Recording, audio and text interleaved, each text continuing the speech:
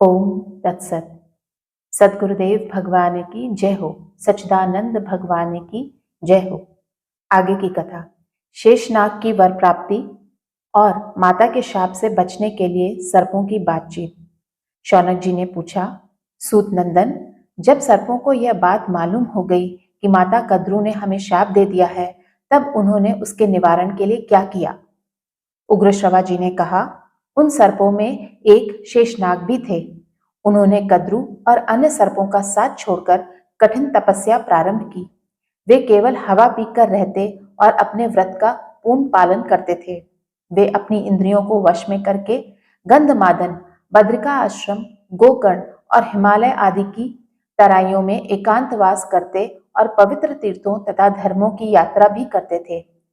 ब्रह्मा जी ने देखा कि शेषनाग के शरीर का मांस, त्वचा और नाड़ियां सूख गई हैं। उनका सच्चा धैर्य और तपस्या देखकर वे उनके पास आए और बोले, शेष, तुम अपनी तीव्र तपस्या से प्रजा को संतप्त क्यों कर रहे हो? इस घोर तपस्या का उद्देश्य क्या है? कोई प्रजा के हित का काम क्यों नहीं करते? बतलाओ, तुम्हारी क्या इच्छा है? शेष जी ने कहा, भगवान, मेरे सभी भाई मूर्ख हैं, इसलिए मैंने उनके साथ नहीं रहना चाहा। आप मेरी इस इच्छा का अनुमोदन कीजिए। वे परस्पर एक दूसरे से शत्रु के समान डाह करते हैं। विंता और उसके पुत्र गरुड़ तथा अरुण से द्वेष करते हैं, इसलिए मैं उनसे ऊब कर तपस्या कर रहा हूं। विंता नंदन गरुड़ निसंदेह हमारे भाई हैं। अब मैं तपस्या करके यह शरीर छोड़ दूंगा। मुझे चिंता है तो बस इस बात की कि मरने के बाद भी उन दुष्टों का संग ना हो। ब्रह्मा जी ने कहा, शेष, मुझसे तुम्हारे भाइयों की करतूत छिपी नहीं है। माता की आज्ञा का उल्लंघन करने के कारण वे स्वयं बड़ी विपत्ति में पड़ गए हैं। अस्तु, मैंने उसका परिहार भी बना रखा है। अब तुम उनकी चिंता छोड़कर अपने लिए जो चाहो वर मांग लो। मैं तुम पर प्रसन्न हूं, क्योंकि सौभाग्यवश तुम्हारी बुद्धि धर्म में अटल है। तुम्हारी बुद्धि सर्वदा ऐसी ही बनी रहे। शेष जी ने कहा, पितामह, मैं यही वर चाहता हूं कि मेरी बुद्धि धर्म, तपस्या और शांति में संलग्न रहे।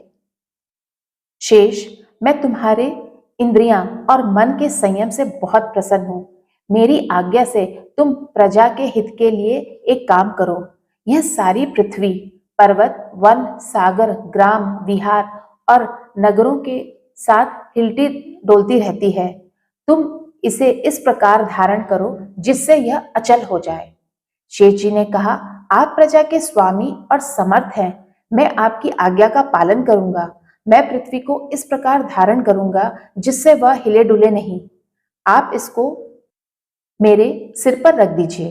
ब्रह्मा जी ने कहा, शेष, पृथ्वी तुम्हें मार्ग देगी, तुम उसके भीतर घुस जाओ। तुम पृथ्वी को धारण करके मेरा बड़ा प्रिय कार्य करोगे। ब्रह्मा जी के अनुसार शेषनाग भूविवर में प्रवेश करके नीचे चले गए और समुद्र से घिरी पृथ्वी को चारों ओर से पकड़कर सिर पर उठा लिया। वे तभी से स्थिर भाव से स्थित हैं। ब्रह्मा जी उनके धर्म, धैर्य और शक्ति की प्रशंसा करके अपने स्थान पर लौट गए। माता का शाप सुनकर वासुकी नाग को बड़ी चिंता हुई। वे सोचने लगे कि इस शाप का प्रतिकार क्या है। उन्होंने अपने भाइयों को इकट्ठा किया और सबसे सलाह करने लगे। वासुकी ने कहा, भाइयों, आप लोग जानते हैं कि माता ने हमें शाप दे दिया है। अब हम लोगों को चाहिए कि सोच विचार कर उसके निवारण का उपाय करें। सब शापों का प्रतिकार संभव है, परंतु माता के शाप का प्रतिकार दिखाई नहीं देता। हमें अब समय व्यर्थ नहीं गंवाना चाहिए। विपत्ति आने से पहले ही उपाय करने से काम बन सकता है। तब ठीक है कहकर सभी बुद्धिमान और चतुर सर्प विचार करने लगे।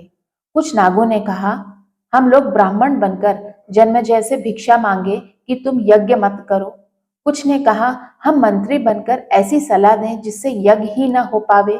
किसी ने कहा कि उनके पुरोहित को ही डसकर मार डालते हैं। पुरोहित के मरने से अपने आप यज्ञ रुक जाएगा। धर्मात्मा और दयालु नागों ने कहा, राम राम, ब्रह्म हत्या करने का विचार तो मूर्खतापूर्ण और अशुभ है।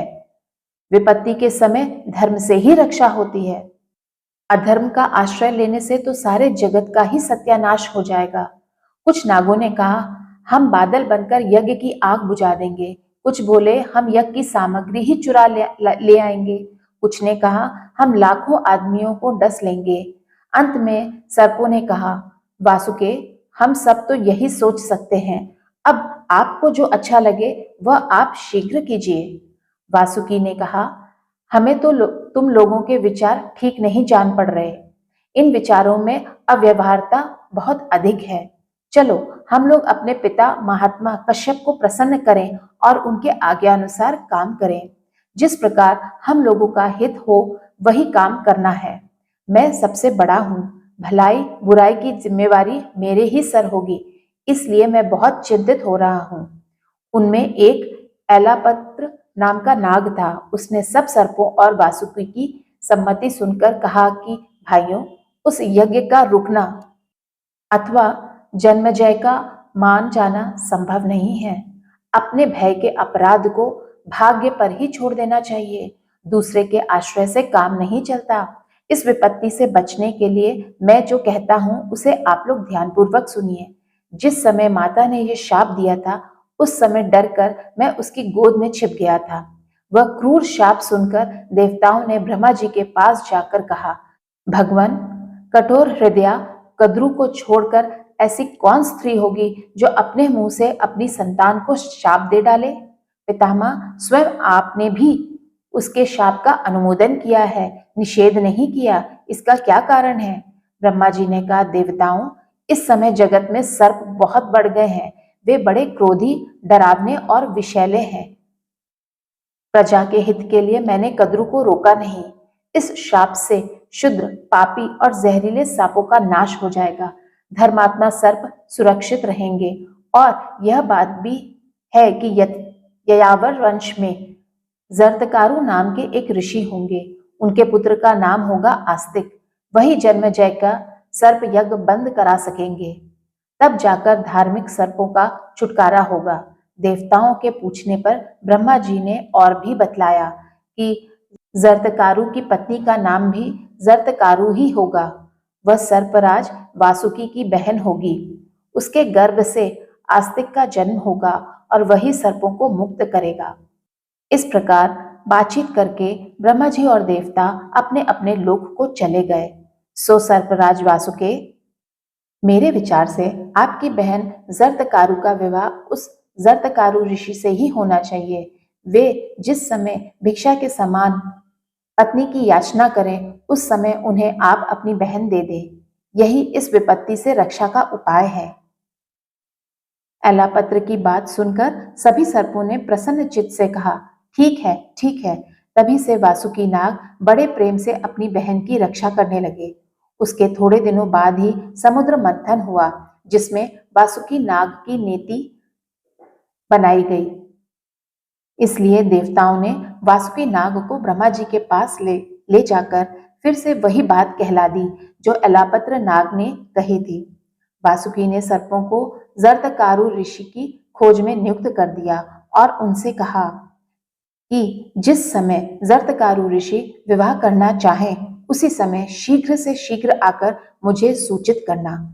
हम लोगों के कल्याण का यही सुनिश्चित उपाय है। जरतकारु ऋषि की कथा और आस्तिक का जन्म। शौनक ऋषि ने पूछा, सूत नंदन, आपने जिन जरतकारु ऋषि का नाम लिया है उनका जरतकारु नाम क्यों पड़ा था? उनके नाम का अर्थ क्या है और उनसे आस्तिक का जन्म कैसे हुआ? उग्रश्रवा जी ने कहा, जरा शब्द का अर्थ है क्षय, कारु शब्द का अर्थ है दारुण। तात्पर्य यह है कि उनका शरीर पहले बड़ा दारुण अर्थात हट्टा कट्टा था।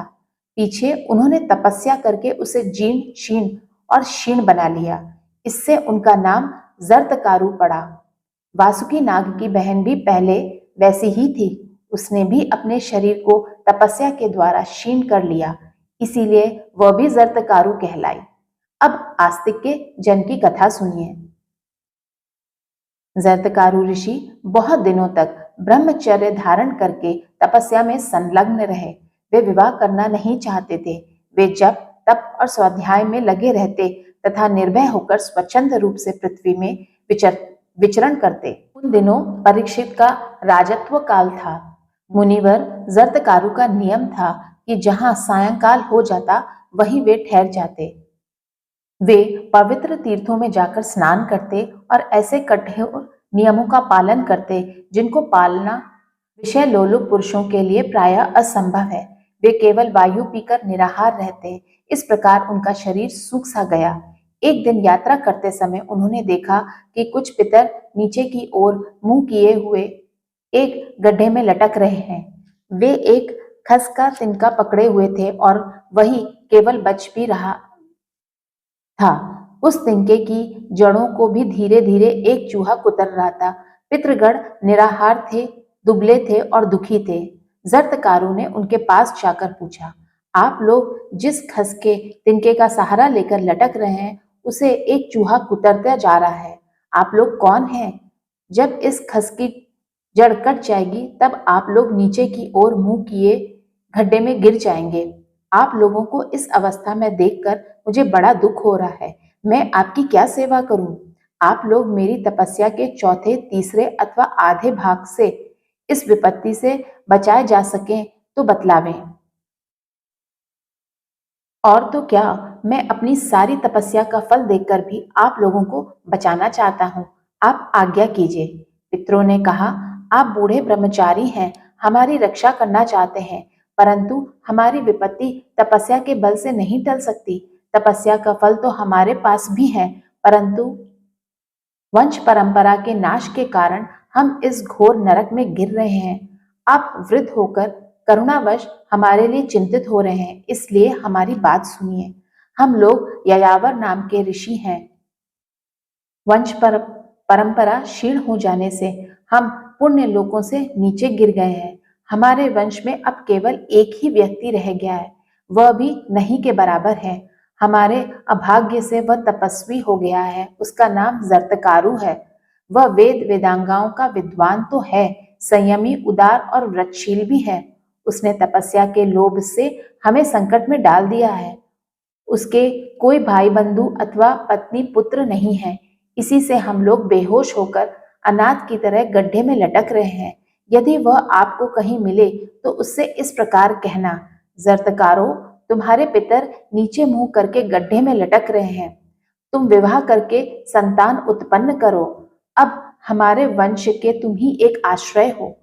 ब्रह्मचारी जी, यह जो आप खस की जड़ देख रहे हैं यही हमारे वंश का सहारा है। हमारी वंश परंपरा के जो लोग नष्ट हो चुके हैं वही इसकी कटी हुई जड़ें हैं। यह अधकटी जड़ें ही जरदकारु है। जड़ कुतरने वाला चूहा महाबली काल है। यह एक दिन जरदकारु को भी नष्ट कर देगा। तब हम लोग और भी विपत्ति में पड़ जाएंगे। आप जो कुछ देख रहे हैं वह सब जरदकारु से कहिएगा। कृपा करके यह बतलाइए कि आप कौन हैं और हमारे बंधु की तरह हमारे लिए क्यों शोक कर रहे हैं। पितरों की बात सुनकर जरदकारु को बड़ा शोक हुआ। उनका गला रुंध गया। उन्होंने गदगद वाणी से अपने पितरों से कहा, आप लोग मेरे ही पिता और पितामह हैं। मैं आप लोगों का अपराधी पुत्र जरदकारु हूँ। आप लोग मुझ अपराधी को दंड दीजिए और मेरे करने योग्य काम बतलाइए। पितरों ने कहा, बेटा, ये बड़े सौभाग्य की बात है कि तुम संयोगवश यहाँ आ गए। भला बतलाओ तो, तुमने अब तक विवाह क्यों नहीं किया? जरदकारु ने कहा, पितृगण, मेरे हृदय में यह बात निरंतर घूमती रहती थी कि मैं अखंड ब्रह्मचर्य का पालन करके स्वर्ग प्राप्त करूं। मैं अपने मन में यह दृढ़ संकल्प कर लिया था कि मैं कभी विवाह नहीं करूंगा, परंतु आप लोगों को उल्टे लटकते देखकर मैंने अपना ब्रह्मचर्य का निश्चय पलट दिया है। अब मैं आप लोगों के लिए निस्संदेह विवाह करूंगा। यदि मुझे मेरे ही नाम की कन्या मिल जाएगी और वह भी भिक्षा की तरह, जो मैं उसे पत्नी के रूप में स्वीकार कर लूंगा, परंतु उसके भरण पोषण का भार नहीं उठाऊंगा। ऐसी सुविधा मिलने पर ही मैं विवाह करूंगा, अन्यथा नहीं। आप लोग चिंता मत कीजिए। आपके कल्याण के लिए मुझसे पुत्र होगा और आप परलोक में सुख से रहेंगे। जरदकारु अपने पितरों से इस प्रकार कहकर पृथ्वी पर विचरने लगे, परंतु एक तो उन्हें बूढ़ा समझकर कोई उनसे अपनी कन्या ब्याहना नहीं चाहता था और दूसरे उनके अनुरूप कन्या मिलती भी नहीं थी। वे निराश होकर वन में गए और पितरों के हित के लिए 3 बार धीरे धीरे बोले, मैं कन्या की याचना करता हूँ।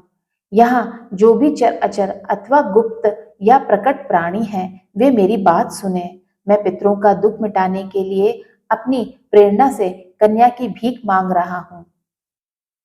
जिस कन्या का नाम मेरा ही हो, जो भिक्षा की तरह मुझे दी जाए और जिसके भरण पोषण का भार मुझ पर ना रहे, ऐसी कन्या मुझे प्रदान करो। वासुकी नाग के द्वारा नियुक्त सर्प जरदकारु की बात सुनकर नागराज के पास गए और उन्होंने झटपट अपनी बहन लाकर भिक्षा रूप से जरदकारु ऋषि को समर्पित की। जरदकारु ऋषि ने उसके नाम और भरण पोषण की बात जाने बिना अपनी प्रतिज्ञा के विपरीत उसे स्वीकार नहीं किया और वासुकी से पूछा कि इस कन्या का नाम क्या है, और साथ ही यह भी कहा कि मैं इसका भरण पोषण नहीं करूंगा। वासुकी नाग ने कहा, इस तपस्विनी कन्या का नाम भी जरदकारु है और यह मेरी बहन है। मैं इसका भरण पोषण और रक्षण करूंगा। आपके लिए ही मैंने इसे अब तक रख छोड़ा है। जरदकारु ऋषि ने कहा, मैं इसका भरण पोषण नहीं करूंगा। यह शर्त तो हो ही चुकी। इसके अतिरिक्त एक शर्त यह है कि यह कभी मेरा अप्रिय कार्य न करे। करेगी तो मैं इसे अवश्य छोड़ दूंगा। जब नागराज वासुकी ने उनकी शर्त स्वीकार कर ली, तब वे उनके घर गए। वहां विधि पूर्वक विवाह संस्कार संपन्न हुआ। जरदकारु ऋषि अपनी पत्नी जरदकारु के साथ वासुकी नाग के श्रेष्ठ भवन में रहने लगे। उन्होंने अपनी पत्नी को भी अपनी शर्त की सूचना दे दी कि मेरी रुचि के विरुद्ध न तो कुछ कार्य करना और न कहना। वैसा करोगी तो मैं तुम्हें छोड़कर चला जाऊंगा। उनकी पत्नी ने स्वीकार किया और वह सावधान रहकर उनकी सेवा करने लगी। समय पर उसे गर्व रह गया और धीरे धीरे बढ़ने लगा।